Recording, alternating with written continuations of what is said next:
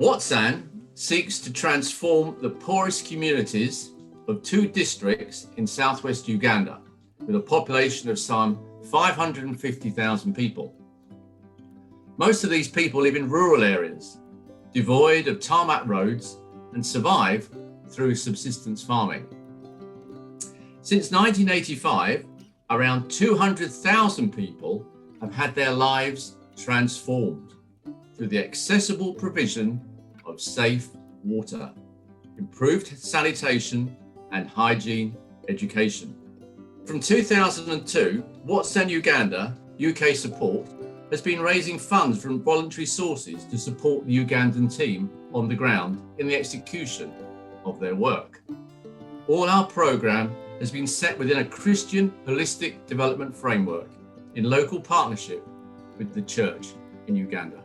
Before the intervention of NKKD WATSAN, people used to get water from water runoff that collects in water pools from streams, and such water is polluted.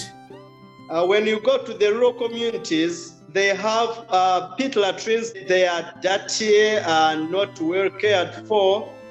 Even they don't have the knowledge about the best sanitation practices. And of course, they are always sick and suffering from bad water-related diseases, which affects children that become sick and don't even go to schools. The little money that the parents have is also spent.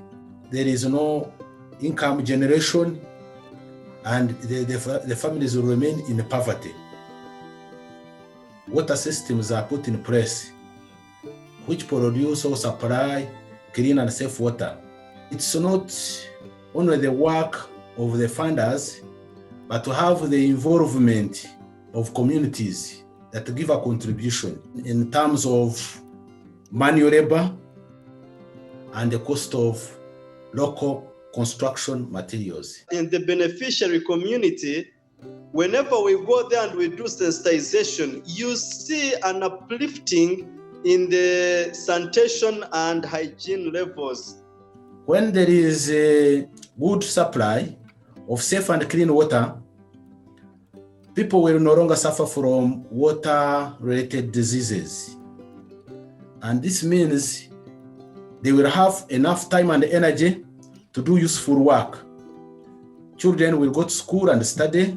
Adults will do farming to earn a living and to have enough food even for their homes. I've seen various responsibilities coming up, especially women taking up the leadership roles, especially like the project implementation committee. And to me, that is, I think, so great. People will have dignity.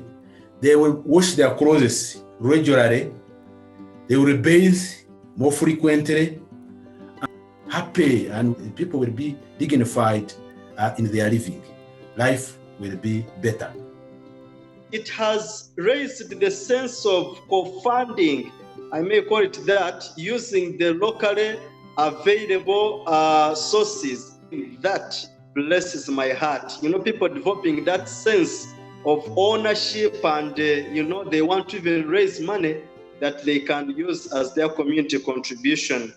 So beneficiaries, of course, they promise to sustain the projects through operation and maintenance committees that are formed of the project, through collection of water user fees, carrying out simple repairs. So they make promises and plans. Whenever the project is completed, there is what we call the official handover or the official commissioning ceremony. It is always a day of jubilation and dancing, because they have achieved something very important in their lives.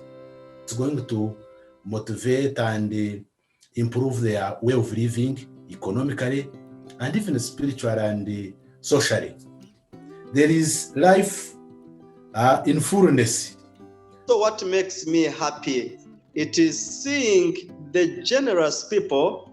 Some of them we've never seen them. The beneficiary community has never seen any of this, but people have a heart of giving. That is the joy of my heart.